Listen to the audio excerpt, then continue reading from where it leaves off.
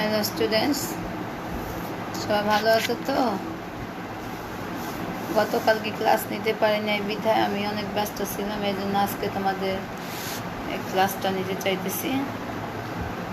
কারণ তোমাদের আগের থেকে মাঝখানে গ্যাপ পড়ে তোমরা আসলে একটা আবার চাবার মধ্যে পড়ছো, এটা আমরা বুঝতে পারছি যে আসলে তোমাদের আবার একটু রিভিউ করার দরকার, তাই না?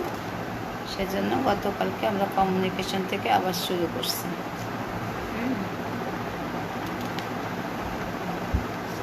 তাহলে কমিউনিকেশন কাকে বলে, আর কম্পোনেন্ট অফ কমিউনিকেশন বলো, প্রসেস অফ কমিউনিকেশন বলো, মেথডস অফ কমিউনিকেশন বলো, এলিমেন্টস অফ কমিউনিকেশন বলো, সবই এক। হ্যাঁ, এলিমেন্টস, প্রসেস, কম্পোনেন্ট, হ্যাঁ, তারপরে মেথড অফ কমিউনিকেশন। এখানে আমরা যদি দেখি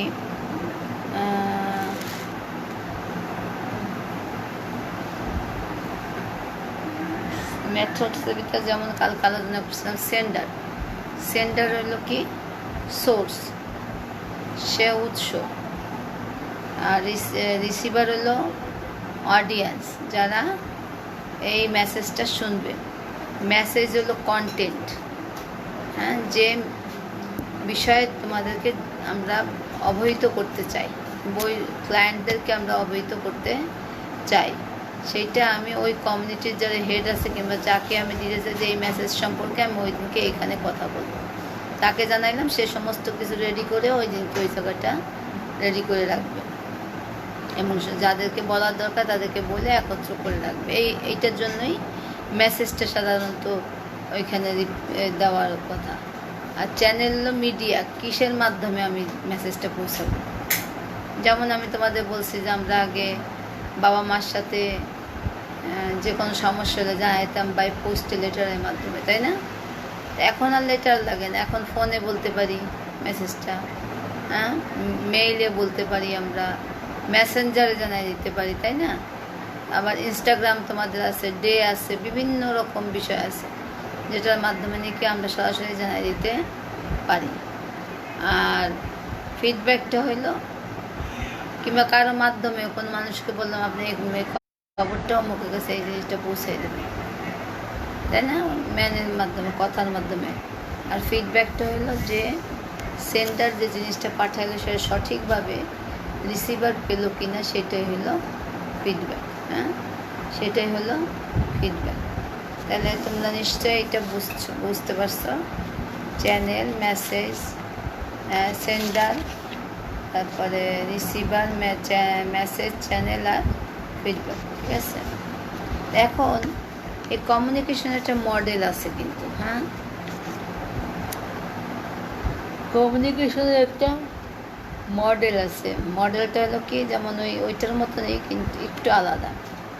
প্রথম হইলো সোর্স, তারপরে এনকোডার, এ মেসেজ, এ চ্যানেল, এ ডিকোডার, এ রিসিভার। হ্যাঁ, তো এইটাকে বলা হয় মডেল অফ কমিউনিকেশন, যে কীভাবে কমিউনিকেশনটাকে আমরা মডেল আকারে রাখছি। সোর্স তো আমরা জানি, যে মেসেজটা দেয় কিংবা যে কমিউনিকেট করে। এনকোডিং হলো is the process of converting the communicator's purpose into message. তাহলে কমিউনিকেটরের যে পারপাসটা কনভার্ট করে মেসেজে পরিণত করে দেয়, এই সিস্টেমটাকে বলা হয়েছে এনকোডিং। আর মেসেজটা হলো একটা প্রোডাক্ট কিংবা কন্টেন্ট যেটা আমরা ওই মানুষদেরকে দিতে চাই। চ্যানেল হলো যার মাধ্যমে, এটা আমরা একটু আগে আলোচনা করলাম, যার মাধ্যমে আমি মেসেজটা তার কাছে পৌঁছাইছি। আর decoding is the process of converting the message from its stage to the original state of communication process. তাহলে কোডেড স্টেজ থেকে অরিজিনাল স্টেটে কনভার্ট করে মেসেজটাকে। হ্যাঁ, এই প্রসেসটাকে, কনভার্টিং প্রসেসটাকে বলা হয় ডিকোডিং। এটা কমিউনিকেশন পারপাসের জন্য ব্যবহার করে। আর রিসিভার হলো যে এই person to hmm the communication transfer his purpose, যেখানে আমি এই ধরনের কমিউনিকেশনটা করতে যাব, কী উদ্দেশ্য করতে যাচ্ছি সেইটা পৌঁছাই দেওয়া। তাহলে আমরা এরপরে বলছিলাম যে আসলে কমিউনিকেশনের যখন আমরা হেলথ কমিউনিকেশন করি তখন আমরা কিছু মেথড ব্যবহার করি, একটা ইন্ডিভিজুয়াল, একটা গ্রুপ, একটা মাস। হ্যাঁ, ইন্ডিভিজুয়াল, গ্রুপ আর একটা হলো মাস। তাহলে এই যে ইন্ডিভিজুয়াল, গ্রুপ অ্যান্ড মাস, হ্যাঁ, এই জিনিসগুলো আমাদেরকে জানতে হবে যে জিনিসটা কি বলছে। যে মেসেজটা আমরা যখন কমিউনিকেশন করব তিনটা ধাপে কমিউনিকেশন করে থাকি। হ্যাঁ, একটা হলো মাস কমিউনিকেশন, একটা ইন্ডিভিজুয়াল, যেটা বলা হয়েছে ইন্ট্রাপার্সোনাল। হ্যাঁ, ইন্টার। হ্যাঁ, আর একটা হলো কি, আর একটা হলো মাস কমিউনিকেশন, তাই না? তা আমরা এখন একটু দেখি যে আসলে কমিউনিকেশনে আমাদের কীভাবে আমাদের কমিউনিকেশনগুলো করতে হবে, সেই কমিউনিকেশনের ইয়েগুলো আমরা যাই। যে এই যে কমিউনিকেশনগুলো করব, ইন্ডিভিজুয়াল ব্যক্তি হিসাবে কীভাবে করব, তারপর গ্রুপ অ্যাপ্রোচটা কীরকম, কিসের মাধ্যমে করব, আর একটা হলো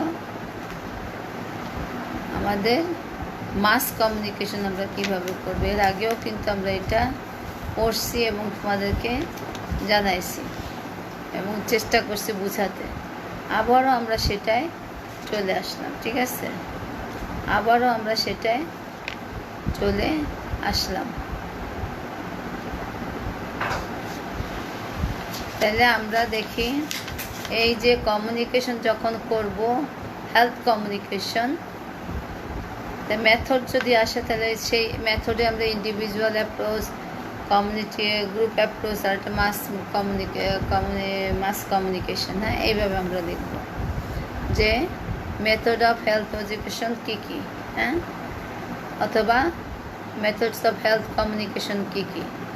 ইন্ডিভিজুয়াল আমরা বলছি পার্সোনাল কন্ট্যাক্ট আর ইন্টারভিউ মাধ্যমে পার্সোনাল ব্যক্তি হিসেবে আমরা কন্ট্যাক্ট করলাম এবং তার সাথে তার ইন্টারভিউ নিলাম। হোম ভিজিটে গিয়ে আমরাও কথা বলতে পারি, বাসায় গিয়ে, হ্যাঁ, আর পার্সোনাল লেটারের মাধ্যমে আমরা জানাতে পারি, তাই না? এটা হলো ইন্ডিভিজুয়াল অ্যাপ্রোচ। গ্রুপ অ্যাপ্রোচ একসাথে কয়েকজনকে নিয়ে যখন আমরা করি, যেমন তোমাদের একটা গ্রুপ আমরা বলতে পারি লার্জ গ্রুপ, হ্যাঁ, সেই জায়গায় লেকচার দিই আমরা, তাই না? দিনে অনেক কিছু করে দেখাই, সেটাকে বলা হয় ডেমনস্ট্রেশন। আর একটা হলো আলোচনা করি। এই আলোচনাটা আবার বিভিন্ন রকমের হতে পারে। আমাদের এখানে বিশেষ করে হয় গ্রুপ ডিসকাশন, তাই না? আর রোল প্লে, আর মাঝে মধ্যে আমাদের দু একটা ওয়ার্কশপ আছে। হ্যাঁ, তাহলে এই জায়গায় প্যানেল ডিসকাশনও আছে, সিম্পোজিয়ামও আছে, তারপরে আমাদের সেমিনার্স আছে। হ্যাঁ, এইগুলো এর সাথে কনফারেন্স আছে, এইগুলো এর সাথে একত্রিত ওয়ার্কশপ আছে। হ্যাঁ, এই ডিসকাশন মেথডের মধ্যে মাস কমিউনিকেশন হলো television, radio, internet, news paper, printed material, direct material, poster, billboard, health museum and exhibits and lot of all folk media. হ্যাঁ, এই হলো method of health education, health method of communication, health communication. হ্যাঁ, তাহলে effective কমিউনিকেশনটা কি? What do you mean by effective communication? আমরা effective কমিউনিকেশনটা কি? হ্যাঁ, কমিউনিকেশনটা সুন্দরভাবে কীভাবে করা যায়, তাই না? সেটাকে বলা হয়েছে ইফেক্টিভ কমিউনিকেশন।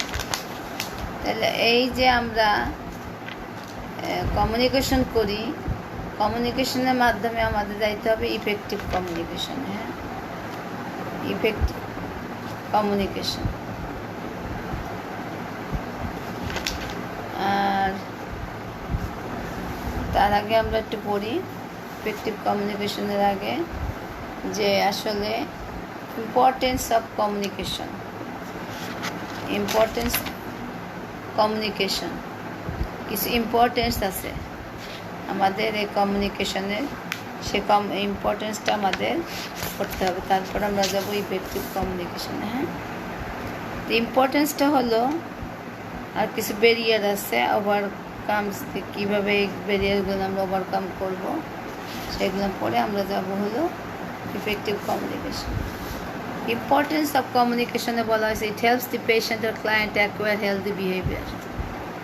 ক্লায়েন্টকে কী করতে পারে অথবা পেশেন্টকে তার স্বাস্থ্যসম্মত যে আচার আচরণ করার দরকার সেইগুলো অর্জন করতে সহায়তা করে। হ্যাঁ, সাহায্য করি আমরা।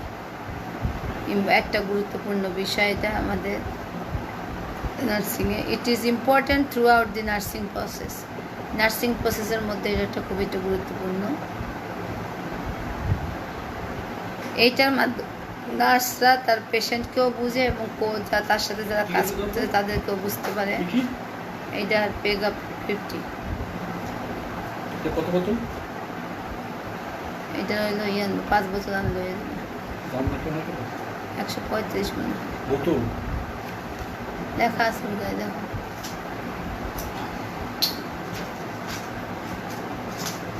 বোতলের দেখো, প্যাগান না, প্যাগার কথা বলছি, ওই যে ওইটা নিডের কথা বলছি। তোমার কি আছে? এটা প্যাগান বা আমার জন্য। হ্যাঁ, বলার সময় যত কথা। আর ওই বোতলেরটা ওই যে ছিঁড়ে দিলাম এই জায়গা।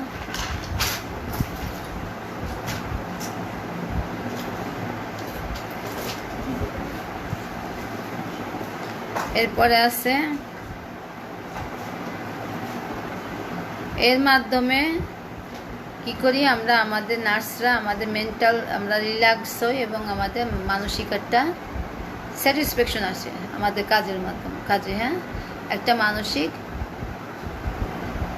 স্বস্তি আসে। তারপরে it modifies our behaviour and improves our nursing skill.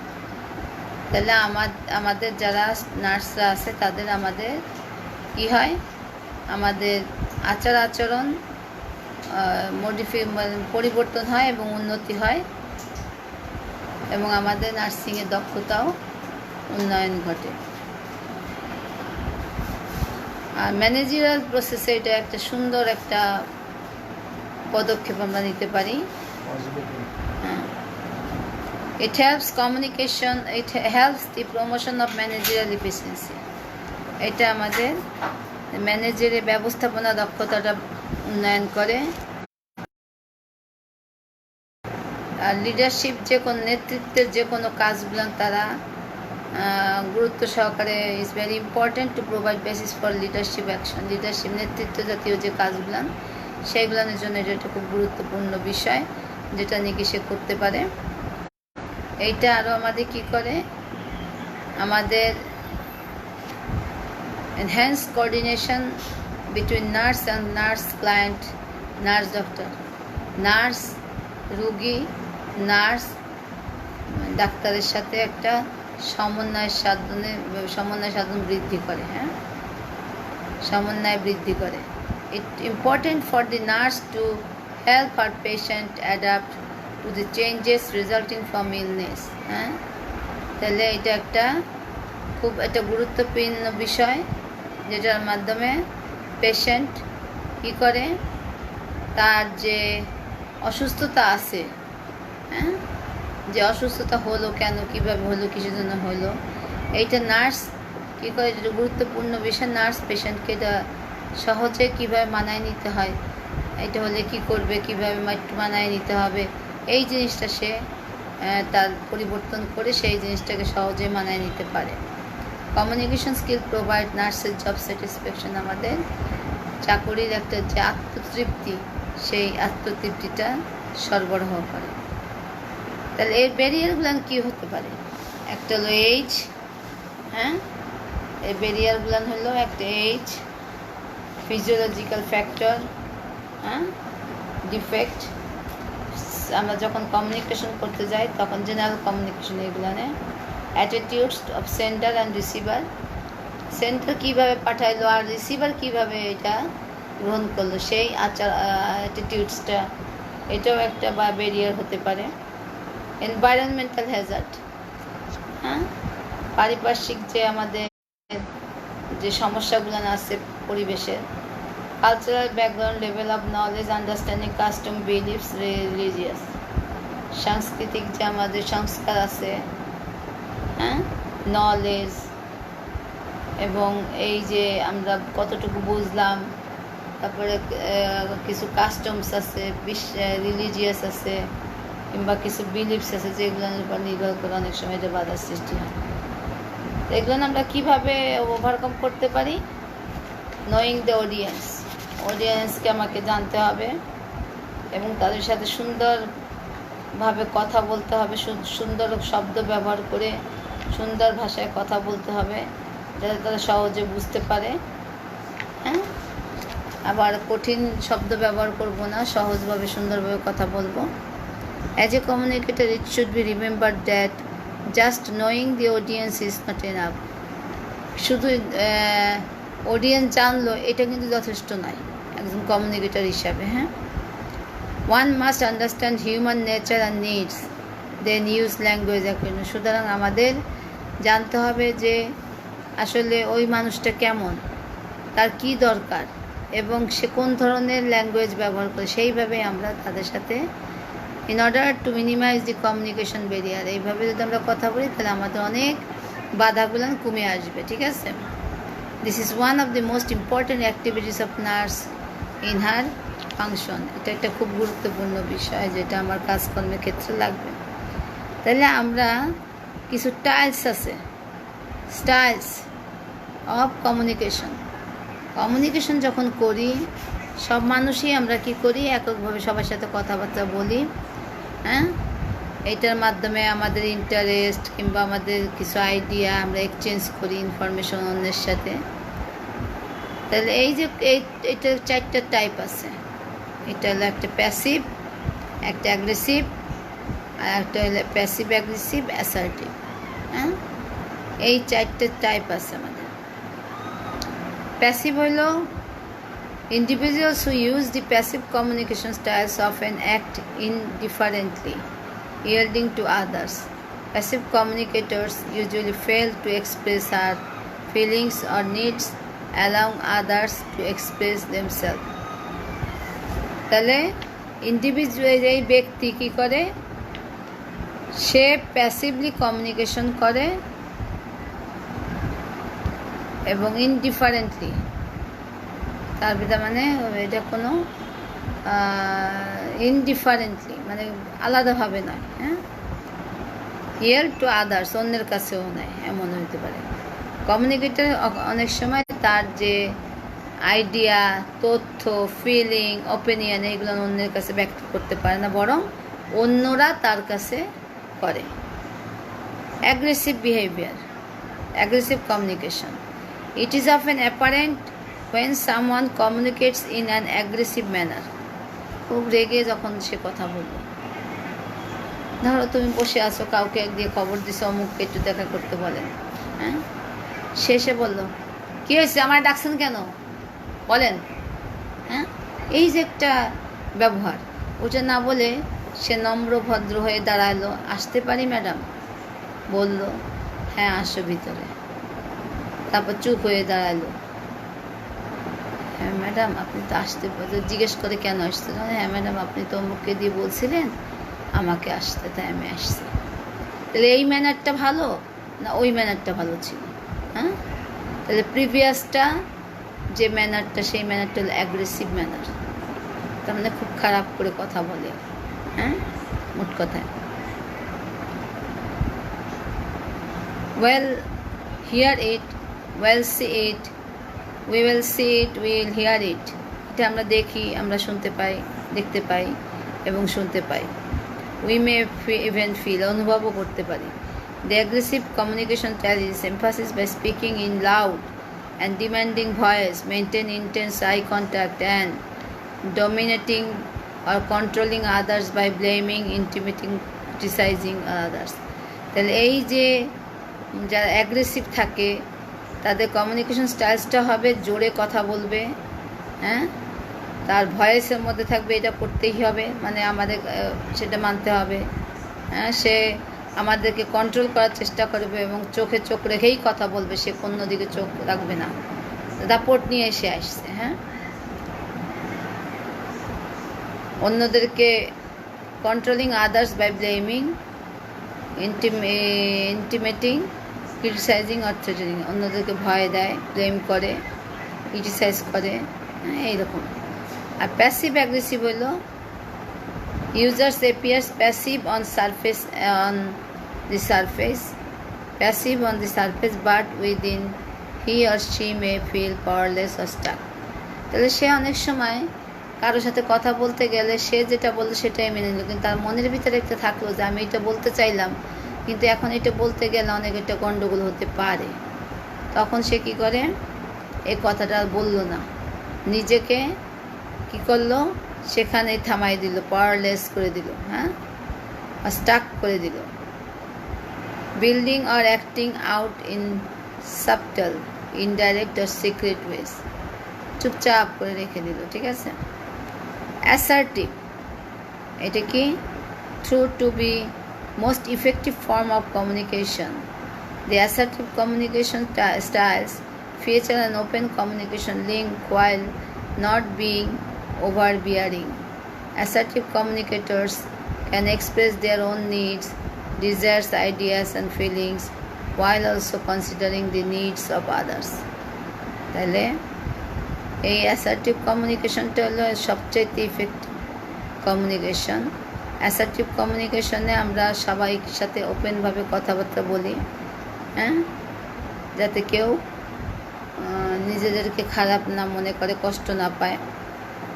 R assertive কমিউনিকেটরের মাধ্যমে আমরা অনেক কিছু এক্সপ্রেস করতে পারি, মানুষও কী করতে পারে, তাদের যে কী প্রয়োজন, তারা কী চায়, কী আইডিয়া তাদের দরকার, তারা কী অনুভব করছে, কেমন করে, এই সব কিছুই এই অ্যাসার্টিভ বিহেভিয়ারের ভিতরে প্রকাশ পায়, ঠিক আছে। আজকে এই পর্যন্ত থাকলো, নেক্সট ডেতে আমরা অন্য টপিকস পড়ব, হ্যাঁ।